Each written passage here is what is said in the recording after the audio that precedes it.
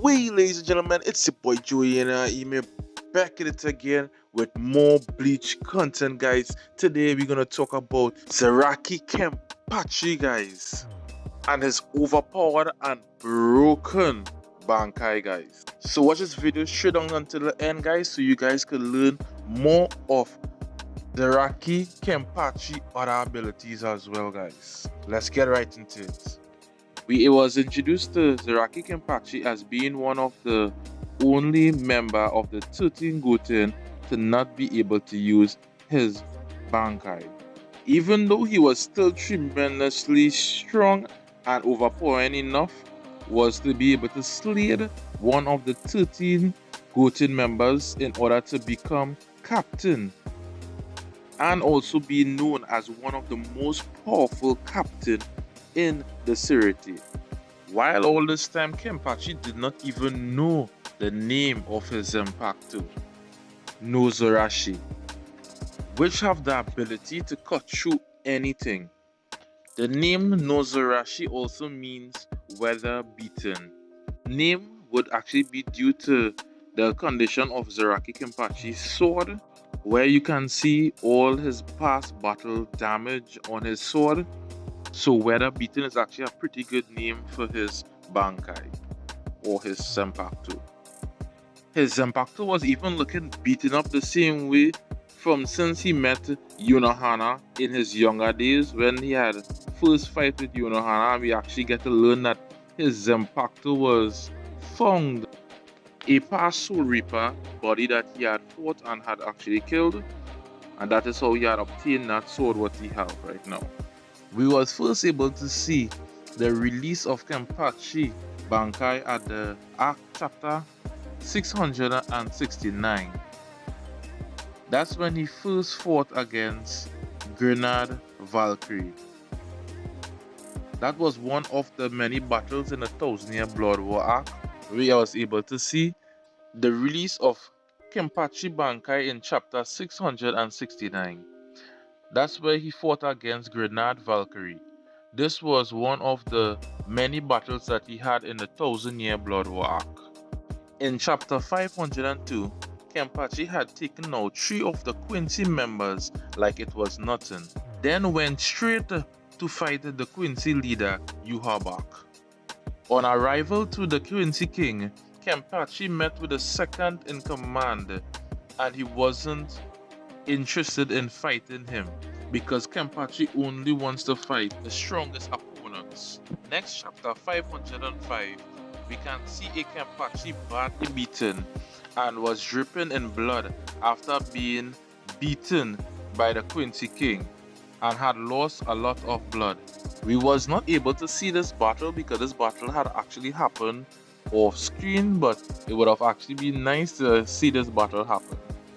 And we also have to remember that the Kenpachi that fought against Yuhabak was not the Kenpachi who had unlocked his full power as yet.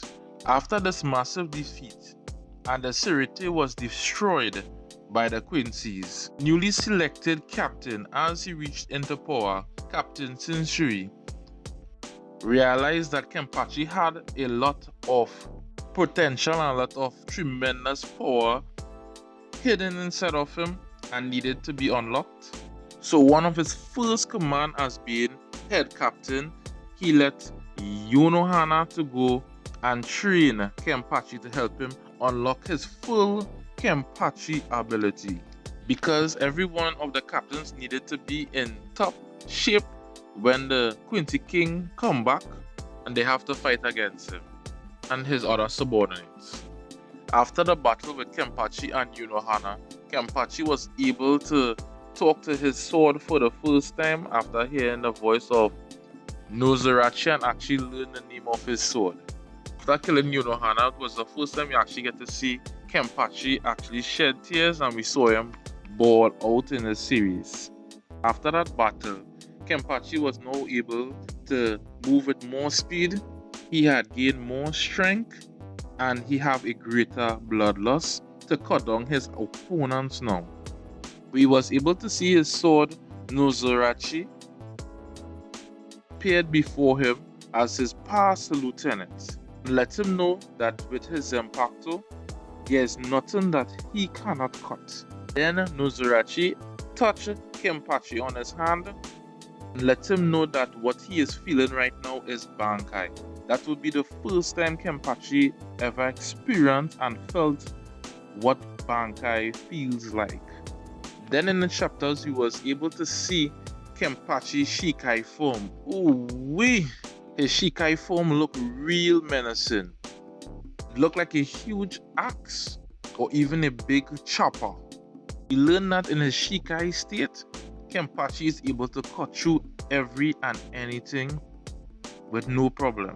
We even get to see in the chapters, Kenpachi even sliced a meteorite as well. This is just to show you the tremendous power that Kenpachi have in him. And that was not even Kenpachi using his Bankai self. In his Bankai state, Kenpachi is even more stronger, so that even his appearance change. We can see his skin color change, and we see marks tattooed upon his face. Even his head get horns upon it.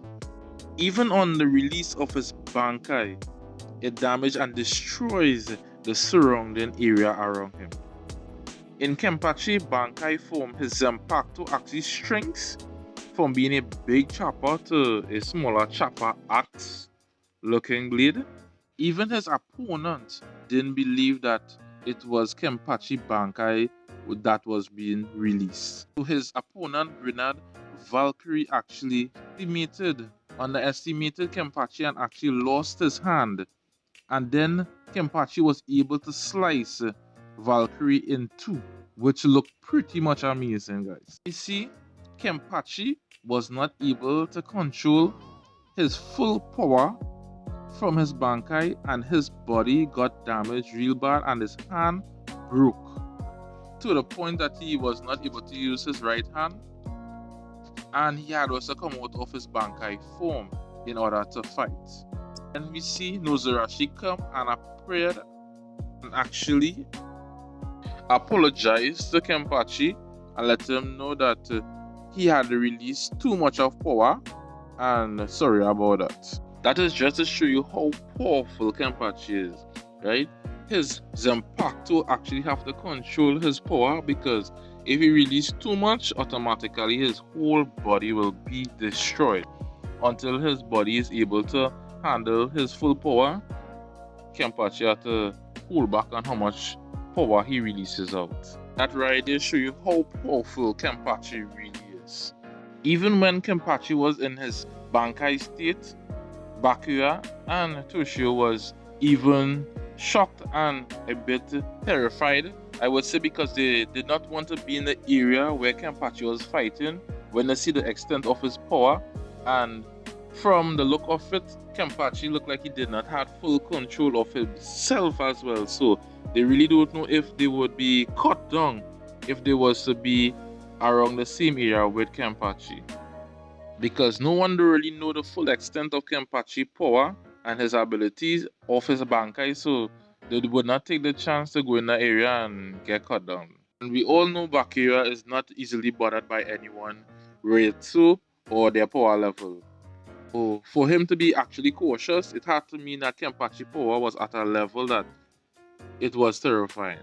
What make it more even amazing is just to know that Zaraki Kenpachi's sword was actually a random sword that he actually picked up from a random soul reaper that he had fought from since he was young, and fought with it all these years.